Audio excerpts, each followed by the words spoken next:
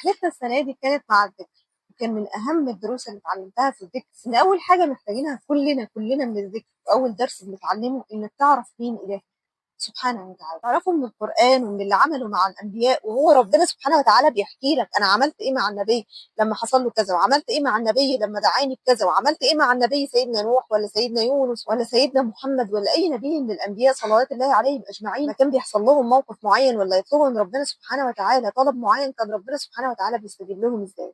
وتعرف ربنا سبحانه وتعالى من أسمائه وصفاته وتأملات. فلما تعرف ربنا سبحانه وتعالى قوي بتصلح معتقداتك عن الله سبحانه وتعالى قوي. محدش فينا ماشي في الدنيا كده بدراعه وحاسس ان هو اقوى واحد في الدنيا. ربنا سبحانه وتعالى عن ذلك علوا كبيرا، هو خير الصمد سبحانه وتعالى، الصمد الذي يسند اليه في الشدائد. فربنا سبحانه وتعالى هو الصمد. فلما تعرف ربنا سبحانه وتعالى صح قوي وتبتدي تصلح معتقداتك كويس قوي، وهي بالتدريج ما تجيش ممكن مره واحده، تبتدي تحس ان انت ماشي في الدنيا بشكل مختلف تماما، تصرفاتك وافعالك بتتغير جدا. ده كان اول درس من دروس الذكر اللي علمها لي السنه دي.